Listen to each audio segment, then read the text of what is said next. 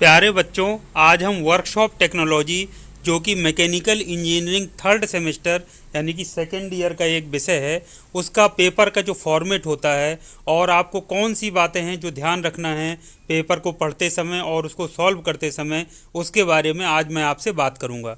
तो जैसा कि अभी सामने आप देख पा रहे हैं, वर्कशॉप टेक्नोलॉजी ये सब्जेक्ट का नाम लिखा है, ये पेपर का कोड है 2118। ये टाइम आपका 2.5 घंटे है और मैक्सिमम मार्क्स 50 यानी कि 50 नंबर का है। जो आपके नोट्स हैं उसमें वही सब लिखा रहता है। पहला वही अटेम्प्ट ऑल क्वेश्चंस यानी सभी प्रश्नों को हल करिए। अटेम्प्ट यानी 2 पार्ट्स ऑफ ईच क्वेश्चन, ये भी इसमें लिखा है कि प्रत्येक यानी 2 parts of the each question यानी ईच क्वेश्चन में से यानी प्रत्येक प्रश्न के 2 पार्ट का आप हल करिए या उनके जवाब दीजिए। तो इसका मतलब 50 का है तो आपको 10 नंबर के 5 प्रश्न पूछे गए होंगे। तो देखिए, पहला प्रश्न क्वेश्चन 1 है, उसके बाद जाएंगे क्वेश्चन 2 है, फिर क्वेश्चन 3 है, क्वेश्चन 4 है और क्वेश्चन 5 है। इसका मतलब 5 प्रश्न हैं और 10 नंबर के हैं और प्रत्येक प्रश्न में 3 पार्ट आपके लिखे हुए हैं और 3 पार्ट में से आपको कोई 2 पार्ट हल करने हैं या 2 पार्ट्स के उत्तर देने हैं। यही इसमें लिखा है, attempt any 2 parts of the each question. और इसके बाद दूसरे नंबर का जो नोट है उसमें ये चीज़ लिखी है कि आपको न्यूमेरिकल डेटा दोनों क्वेश्चन पे वर्जन्स हैं उनका चेक कर लेना, यानी हिंदी में भी है और इंग्लिश में भी है। यदि हिंदी वाले में और इंग्लिश वाले में कुछ भी डिफरेंस हुआ तो आपको जो उत्तर है वो अंग्रेजी वर्जन है, जो इंग्लिश वर्जन, उसके हिसाब से देना है। और तीसरा है, ये पेजर और मोबाइल फ़ोन स्टूडेंट को अलाउड नहीं है, ये आप जानते ही हैं। तो हम देखते हैं पहला क्वेश्चन क्या है। इसमें 3 पार्ट हैं पहले क्वेश्चन में। तो ए आपका देखिए क्या है, इन 3 में से ए बी सी में से जो आपको अच्छे लगते हैं, जो आपको अच्छे से आते हैं, उनको आपको जवाब देना है। तो ए का जवाब दे सकते हैं या बी का या फिर बी और सी का, दो जो आपको पसंद आए, या फिर ए और सी का। तो ए देखिए, classify welding processes, differentiate between gas welding and electric arc welding, यानी ए में भी 2 पार्ट हैं। और दूसरा है right hand welding and left hand welding.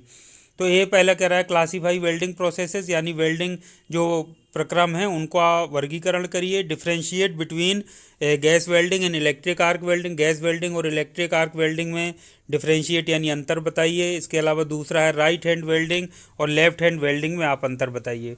दूसरा जो बी है इसका, describe tungsten inert gas welding, tungsten inert gas welding को विस्तार पूर्वक समझाइए।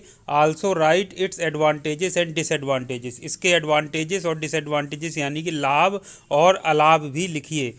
सी है आपका, describe the method of thermit welding with neat sketch, यानी साफ स्वच्छ चित्र बनाकर थर्मिट वेल्डिंग को विस्तार पूर्वक समझाइए। और राइट इट्स एप्लीकेशंस, इसके अनुप्रयोग लिखिए। And discuss the probable defects, और इसके जो संभावित दोष हो सकते हैं उसको भी लिखिए। तो ये पहला क्वेश्चन हो गया। ए बी सी 3 पार्ट, कोई भी 2 पार्ट जो आपको अच्छे लगते हैं, आप उनका, जो आपको अच्छे से आते हैं, उनका जवाब आप उत्तर में ले लीजिए, उत्तर पुस्तिका में दे दीजिए। क्वेश्चन 2 में आ जाते हैं। इसमें ए है पार्ट आपका, what is the function of A pattern, यानी पैटर्न का कार्य क्या है। How do pattern very in size with their castings, यानी कास्टिंग के अनुसार जो पैटर्न है वो किस तरीके से परिवर्तित होते हैं। वेरी मतलब साइज में बदलाव होता है। Describe it with various pattern allowances giving examples, उदाहरण देकर जो विभिन्न पैटर्न अलाउंसेस होते हैं उनका आप वर्णन करिए या उनको विस्तार पूर्वक समझाइए। तो ए हो गया। उसके बाद बी पार्ट में आप आते हैं। तो बी पार्ट में भी 2 पार्ट हैं, 1 और 2। Write short notes on core print and core materials, यानी कोर प्रिंट और कोर मटेरियल पर आपको शॉर्ट नोट लिखना है। और दूसरा आपको कोप एंड ड्रैग पैटर्न पर शॉर्ट नोट लिखना है। और सी है आपका, describe safety precautions to be followed in a foundry shop, यानी फाउंड्री शॉप में जो सुरक्षा उपायों का पालन किया जाता है उनको आपको बताना है, विस्तार पूर्वक समझाना है। और what is safety dress to be used in this shop, यानी इस शॉप में जो सेफ्टी ड्रेस कौन सी यूज की जाती है उसके बारे में भी आपको बताना है। तो इस तरह से दूसरा प्रश्न हो गया। तो 5 प्रश्न है बच्चों, पाँचों में 2-2 करना है, यानी प्रत्येक प्रश्न 5 नंबर का है। एक अगर क्वेश्चन 1 2 3 4 5 देखेंगे तो 10 का है, 2 पार्ट करने हैं तो 5-5 का एक प्रश्न आपका हो गया। तो इसी तरह से क्वेश्चन तीसरा आ जाइए। ए है आपका, describe the steps to prepare a mould for casting a crank, यानी क्रैंक की कास्टिंग करने के लिए जो आपको मोल्ड तैयार करने की प्रक्रिया है उसको आपको स्टेप्स बताने हैं कि किन किन स्टेप्स में उसको आपका क्रैंक का जो कास्टिंग करने हेतु मोल्ड तैयार किया जाएगा, उसको ये चरण लिखने हैं या पद समझाने हैं। और है also write the precautions to be observed, और जो सावधानियां बरती जानी हैं उनको भी आपको इसके बारे में लिखना है।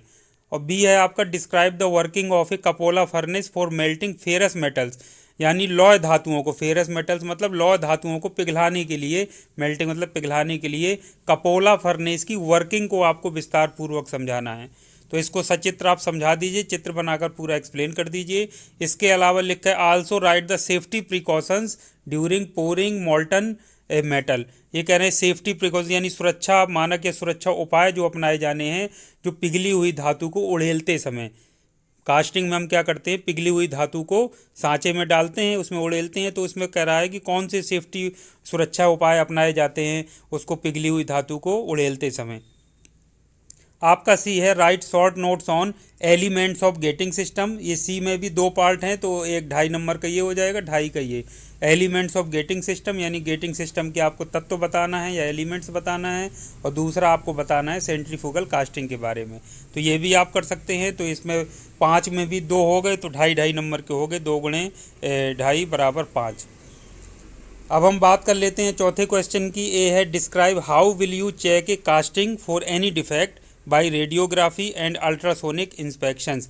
वो कह रहा है कि आप किसी भी दोष के लिए कास्टिंग को कैसे चेक करेंगे, उसको आपको समझाना है बाय रेडियोग्राफी, रेडियोग्राफी विधि द्वारा, और अल्ट्रासोनिक परीक्षण या निरीक्षण के द्वारा। आप कैसे दोष ढूंढेंगे किसी कास्टिंग में, कैसे चेक करेंगे, तो इसका पूरा आपको वर्णन करना है कि आप किसी कास्टिंग में डिफेक्ट को कैसे ढूंढेंगे। तो ये 2 मेथड कह रहा है, बाय रेडियोग्राफी यानी रेडियोग्राफी के द्वारा, और अल्ट्रासोनिक इंस्पेक्शन के द्वारा आप कैसे किसी कास्टिंग में दोषों को ढूंढेंगे या चेक करेंगे।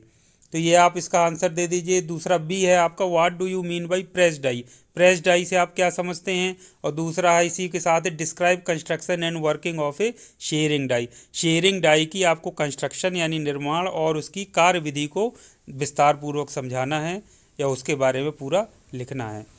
सी है आपका describe the method of pipe manufacturing, pipe manufacturing यानी पाइप उत्पादन की जो मेथड है या विधियां हैं उसको आपको विस्तार पूर्वक समझाना है कि पाइप का निर्माण कैसे किया जाता है।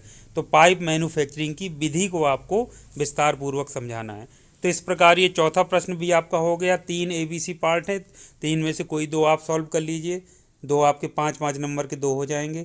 अब 5वां और लास्ट है आपका ये आपका जो प्लास्टिक वाला पोर्शन है, सबसे लास्ट का जो चैप्टर या यूनिट है उससे ये पूछा गया है। तो इसमें आपकी 3 ABC हैं। तो ये आप देख लेते हैं, what is injection moulding of plastic, यानी प्लास्टिक की इंजेक्शन मोल्डिंग क्या होती है, इसके बारे में आपको बताना है। उसके बाद list the types of injection moulding machines, यानी इंजेक्शन मोल्डिंग मशीन्स के प्रकार आप लिस्ट करिए, उनकी लिस्ट बताइए कि कौन कौन से प्रकार होते हैं। एंड डिस्क्राइब, कह रहा है डिस्क्राइब मतलब विस्तार पूर्वक बताना, hand injection moulding machine, hand injection moulding machine के बारे में आपको पूरा क्या करना है, डिस्क्राइब करना है, यानी कि उसका वर्णन करना है। तो ये आपको इसका पढ़ना होगा तभी आप इसको डिस्क्राइब कर पाएंगे। बी है आपका describe the die of compression moulding with neat sketch with material and elements. कह रहा है कि डाई ऑफ कंप्रेशन मोल्डिंग की जो डाई है उसको नीट स्केच के साथ यानी कि बिल्कुल साफ स्वच्छ चित्र बना कर के मटेरियल और उसके एलिमेंट सहित आपको क्या करना है, डिस्क्राइब करना है, यानी उसका वर्णन करना है। अब सी है आपका describe the properties and use of high density polythene, HDPE को आपको क्या करना है, उसकी प्रॉपर्टीज़ बताना है यानी गुणों का वर्णन करना है, और उसका यूज़ बताना है यानी उपयोग क्या है। इसी तरह से पॉलीविनाइल क्लोराइड यानी जिसको PVC के नाम से हम जानते हैं उसकी भी प्रॉपर्टीज़ और यूज़ यानी उपयोग को आपको डिस्क्राइब करना है या वर्णन करना है। तो इस तरह से इसमें एक ही प्रश्न में 2 पूछ लिए हैं, यानी हाई डेंसिटी पॉली एथिलीन यानी HDPE और पॉलीविनाइल क्लोराइड यानी PVC के गुणों और आपको उसके उपयोगों के बारे में वर्णन करना है या उसको डिस्क्राइब करना है। तो इस प्रकार आपने देखा कि 5 प्रश्न आपसे पूछे तो पांचों प्रश्न 10-10 के हो गए। अब एक प्रश्न के अंदर 3 पार्ट दिए हैं, 3 में से कोई 2 आपको सॉल्व करना है, तो कोई 2 मतलब 5-5 नंबर के हो जाएंगे। अब कई क्वेश्चन में एक उस क्वेश्चन के अंदर भी 2-2 पार्ट पूछे हैं, तो वो आपको जवाब देने ही पड़ेंगे दोनों के दोनों। तो इस तरह से आप इंग्लिश का वर्जन को जरूर इसको देख लें। अब मैं आपको बात करता हूं कि जो हिंदी मीडियम के हमारे बच्चे हैं, जो कि इंग्लिश के पार्ट को देखना भी पसंद नहीं करते हैं, सीधे हिंदी पे आते हैं, तो उनको क्या सावधानी बरतनी है अभी पढ़ाई करते समय, ताकि वो पेपर के पैटर्न को समझ करके तैयारी उसी हिसाब से अपनी कर सकें। तो जैसे पहला हम बात कर लेते हैं, वही कहा है इसमें, वेल्डिंग प्रक्रमों का वर्णन कीजिए, निम्न में अंतर स्पष्ट कीजिए। पहला है गैस वेल्डिंग एवं विद्युत आर्क वेल्डिंग, दक्षिणावर्त वेल्डिंग एवं वामावर्त वेल्डिंग, ठीक है। दूसरा इसमें खा नंबर दिया, टंगस्टन निष्क्रिय गैस वेल्डिंग का वर्णन कीजिए, इसके लाभ हानि बताइए, ठीक है। तीसरा सा है थर्मेट वेल्डिंग विधि का सचित्र वर्णन कीजिए, इसकी उपयोगिता बताइए तथा संभावित दोषों की विवेचना कीजिए। तो ये काखा गा है, काखा गा में से जो दो आपको 2 ठीक लगते हैं वो आप कर लीजिए। उसके बाद आ जाइए दूसरे प्रश्न पर। दूसरे प्रश्न के हम बात कर लेते हैं। तो दूसरे प्रश्न में आपका है पैटर्न क्या होता है, ये दूसरा प्रश्न है, का है पैटर्न क्या होता है। अब आप बच्चों पैटर्न को हिंदी में प्रारूप प्रतिरूप कहते हैं। अब प्रतिरूप इसमें हिंदी में, उसमें पैटर्न का क्या कार्य होता है, what is the function of pattern. अब इसमें देखिए पैटर्न को हिंदी में भी इन्होंने क्या किया है, पैटर्न लिख दिया है। तो अब बच्चों यदि आपने प्रतिरूप पढ़ा है और उसको अंग्रेजी में पैटर्न आपने नहीं पढ़ा है, उसको छोड़ दिया है पढ़ते समय, तो आप इस प्रश्न का उत्तर नहीं दे पाएंगे। या तो आप अंदाज़ा लगाएंगे कि ये होता होगा, ये पूछ रहा होगा, या किसी से पूछेंगे तो आँख झाँक करेंगे। तो बच्चों वही मैं आपसे, ये मेरी आपको एक टिप है, इसको आप माइंड में बैठा लीजिए। पढ़ाई करते समय जो जो शब्द आप हिंदी के पढ़ रहे हैं, जो जो आप हेडिंग्स पढ़ रहे हैं, जो उप हेडिंग्स सब हेडिंग्स पढ़ रहे हैं, उन सभी के जो जो शब्द आपने हिंदी में लिख रखे हैं उनका अंग्रेजी जरूर जानिए। जो आपकी नोट्स है, जो आपने बनाई है वर्कशॉप टेक्नोलॉजी की नोटबुक आपकी, उसमें आप एक वोकेबलरी जरूर आगे शुरुआत में या तो सबसे पीछे बना लीजिए। जो जो इस तरीके के नए नए शब्द मिलते हैं उन सब का मीनिंग और उनका प्रोनाउंसिएशन यानी उच्चारण कैसे होता है उसके बारे में पूरा आप कॉपी में लिख लीजिए। तो पैटर्न की साइज और कास्टिंग की साइज में अंतर किस प्रकार होता है, विभिन्न पैटर्न अलाउंसेस। देखो बच्चों, ये पैटर्न अलाउंसेस शब्द, ये पैटर्न अलाउंस भी इंग्लिश का शब्द है, बिल्कुल एज इट इज़ इन्होंने लिख दिया है। तो ये प्रतिरूप छूट इसको कहते हैं। मान लीजिए हिंदी में लिखिए प्रतिरूप छूट नहीं लिखा। अगर कोई बच्चा प्रतिरूप छूट हिंदी मीडियम का याद किए बैठा है और उसने पैटर्न अलाउंस नहीं देखा कि अंग्रेजी में इसको पैटर्न अलाउंस कहते हैं, तो वो इस प्रश्न का उत्तर परीक्षा में नहीं दे पाएगा। उसको इस परीक्षा के इस प्रश्न का उत्तर देते समय क्या होगी, असुविधा महसूस होगी, इसीलिए ये प्रॉब्लम होगी। तो बच्चों आपको पढ़ाई अपनी इस तरह से करना है, हिंदी और अंग्रेजी दोनों शब्दों को अच्छे प्रकार से पढ़ना है। खा पर आप बात कर लीजिए, निम्न पर संक्षिप्त टिप्पणी लिखिए। इसमें 2 पार्ट हैं, कोर प्रिंट तथा कोड सामग्री। अब देखिए कोर प्रिंट को इन्होंने एज इट इज़ जैसा अंग्रेजी में था वैसे कोर प्रिंट हिंदी में लिख दिया है। अब इसको कोड सामग्री लिख दिया है। अब दूसरा वाला पार्ट देखिए, कोप एवं ड्रैग पैटर्न। तो बच्चों एवं एंड को एवं कहते हैं, सिर्फ यही हिंदी में कर दिया है। बाकी कोप एंड ड्रैग पैटर्न तो जैसा एज इट इज़ हिंदी अंग्रेजी में था वैसे ही उसका बिल्कुल लिख दिया है। इसमें कोई उसका हिंदी कन्वर्ट ही नहीं किया। तो यदि आप कुछ और अगर उसको सोचे बैठे हो या याद किए बैठे हो हिंदी मीडियम वाले बच्चों, तो उसको कोप एंड ड्रैग पैटर्न अंग्रेजी में कहते हैं। तो वो भी बच्चों जरूर याद करो, उसकी स्पेलिंग सहित, उसका उच्चारण कैसे होता है उसके सहित जरूर उसको अच्छे से पढ़िए। अब हम बात कर लेते हैं, फाउंड्री शाला में अपनाए जाने वाले सुरक्षा सावधानियों का वर्णन कीजिए। तो ये तो आपको समझ ही गए होंगे। उसके बाद इस शाला में पहनने योग्य सुरक्षा ड्रेस का भी वर्णन कीजिए। तो वर्णन कर दीजिए, आपको आता होगा। अगला है प्रश्न 3 का एक क्रैंक की ढलाई के लिए मोल्ड तैयार करने के पदों का वर्णन कीजिए। अब जैसे मोल्ड को हिंदी में सांचा कहते हैं, तो मोल्ड को हिंदी के इसमें सांचा लिखना चाहिए, लेकिन बच्चों इन्होंने नहीं लिखा है। तो आपको ये मोल्ड आना चाहिए कि मोल्ड माने क्या होता है। तो जब आप पढ़ें तो सांचा जब आप पढ़ रहे हैं तो बच्चों उसको मोल्ड मानते हुए पढ़िए कि हाँ सांचे को मोल्ड भी कहते हैं अंग्रेजी में, और उसी हिसाब से हमको उसकी पढ़ाई करना है। तो ये सारी चीज़ें, जैसे कास्टिंग है तो कास्टिंग को देखिए ढलाई हिंदी में कहते हैं, तो ढलाई लिख दिया, लेकिन हो सकता था कास्टिंग की जगह, वो ढलाई की जगह वो सीधा उसको कास्टिंग लिख देते।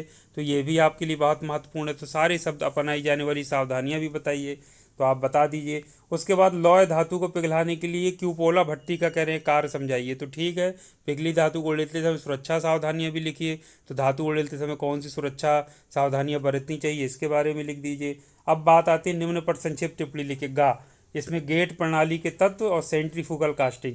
ये देखिए गेट प्रणाली के तत्व, ये तो बेटा हिंदी में लिख दिया बच्चों, लेकिन ये सेंट्रीफ्यूगल कास्टिंग देखिए जैसा अंग्रेजी में था बिल्कुल एज इट इज़ सेम उसी को उठाकर हिंदी में लिख दिया है उसका उच्चारण करके।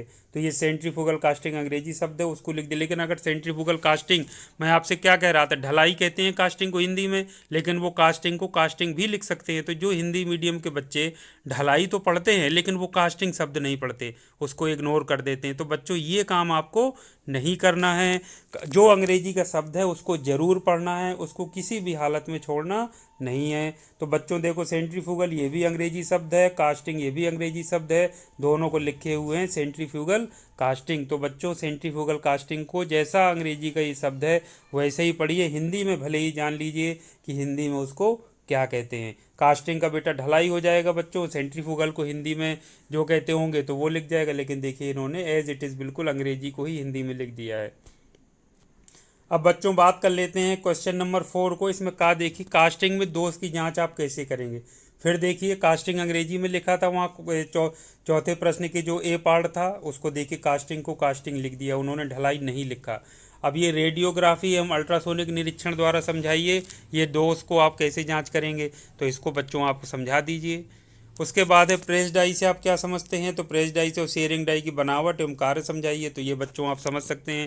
प्रेस डाई को हो सकता है हिंदी में कुछ और बोलते हो, तो प्रेस डाई को बेटा बच्चों प्रेस डाई के नाम पर ही आपको क्या करना है, पढ़ना है, उसको समझना है। भले ही प्रेस डाई को हिंदी की किताब में कुछ भी उसमें लिखा हो उसको भी आप समझ लीजिए, जान लीजिए, उसमें कोई बुराई नहीं है, लेकिन अंग्रेजी में बच्चों उसको ज़रूर जानिए और उसका उच्चारण कि ये प्रेस डाई ये चीज़ लिखी हुई है।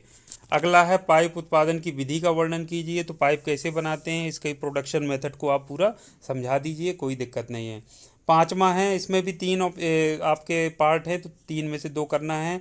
ये प्लास्टिक वाला है, प्लास्टिक का इंजेक्शन मोल्डिंग क्या। अब इंजेक्शन मोल्डिंग को बच्चों अगर आप हिंदी में कुछ निकालोगे तो इंजेक्शन मोल्डिंग का कुछ और मतलब निकलेगा। ये इंजेक्शन मोल्डिंग तो अंग्रेजी शब्द है, लेकिन देखिए उन्होंने इंजेक्शन मोल्डिंग को इंजेक्शन मोल्डिंग ही लिख दिया, उन्होंने उसका हिंदी रूपांतरण नहीं किया है, बल्कि as it is injection moulding लिख दिया।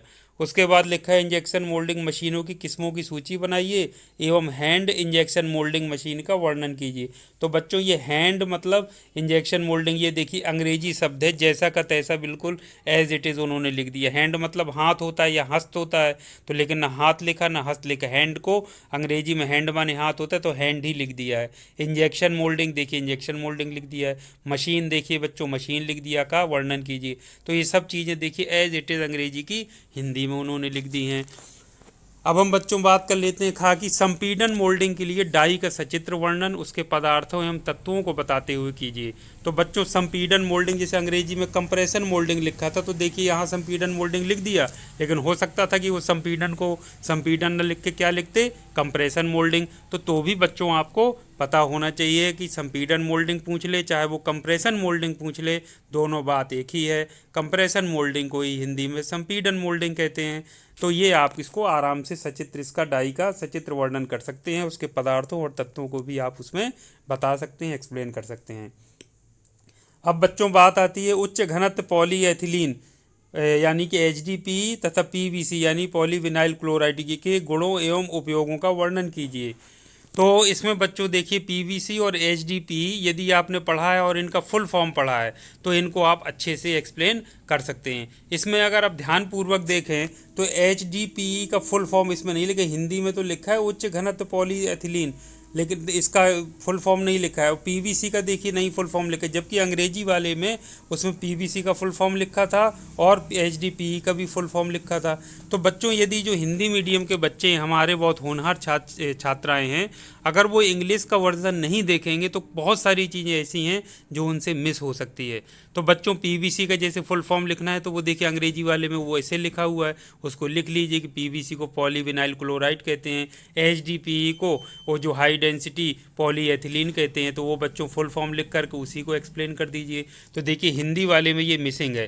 तो ये यहाँ मेरे बताने का मकसद ये है कि जो हिंदी मीडियम के हमारे छात्र छात्राएँ हैं वो सिर्फ हिंदी का पेपर जो पार्ट है वो पढ़ना चाहते हैं, और जो उसको इंग्लिश वाला जो पार्ट है जो इंग्लिश में लिखा हुआ है वर्जन, उसको छूना ही नहीं चाहते हैं, ना उसको देखना चाहते हैं। यही चीज़ गलत है बच्चों। आपको मैं यही समझाने का प्रयास कर रहा हूँ, यही बताने का प्रयास कर रहा हूँ कि बच्चों आपको दोनों अच्छे से वर्जन है पढ़ना है। अंग्रेजी भी आपको पढ़ना आना चाहिए, हिंदी भी पढ़ना आना चाहिए। फिर आपके ऊपर है कि आप उसका जवाब हिंदी में देते हैं या इंग्लिश में देते हैं, वो आपकी चॉइस है। लेकिन बच्चों ये टेक्निकल भाषा है, टेक्निकल सब्जेक्ट है, तो इसमें कोशिश आपकी ये होना चाहिए कि बहुत जितने ज़्यादा हो सके अंग्रेजी के टेक्निकल वर्ड्स का आप प्रयोग करें। अच्छे से अपनी बात को अपनी भले ही आप मातृभाषा में समझाएं, लेकिन अगर अंग्रेजी के टेक्निकल वर्ड्स का प्रयोग करते हुए बात को समझाएंगे, चित्र बनाकर साफ स्वच्छ चित्र बना करके समझाएंगे, तो उसका इंप्रेशन बहुत अच्छा पड़ेगा। आपके कहीं ना कहीं ज्ञान में भी बढ़ोतरी होगी। ये सब्जेक्ट बहुत इंपॉर्टेंट है, आगे कंपटीशन में आपके काम आने वाला है। इसके साथ साथ आपको एग्ज़ाम में मार्क्स भी अच्छे मिलेंगे, अच्छे नंबर मिलेंगे। तो इसी तरह से आपको बच्चों तैयारी आप अभी से करना है। ये परीक्षा के समय का काम नहीं है बच्चों, इसीलिए मैं पेपर को अभी आपको एक्सप्लेन कर रहा हूँ, सारा चीज़ें बता रहा हूँ, ताकि परीक्षा में जो कॉपी आप बना रहे हैं, नोटबुक आप बना रहे हैं अपनी सब्जेक्ट की, उसके साथ ही आप इन चीज़ों की तैयारी करते जाएं। तभी आपके जो तो उसमें जो आपकी स्किल है उसमें वृद्धि होगी। आप नई नई चीज़ें सीखेंगे और आगे चल करके आपको इसका फ़ायदा मिलेगा। तो यही था मेरा आज का वीडियो। आपको शुभकामनाओं सहित आज के इस वीडियो को यहीं समाप्त करता हूँ। Thank you very much. आपका दिन शुभ हो।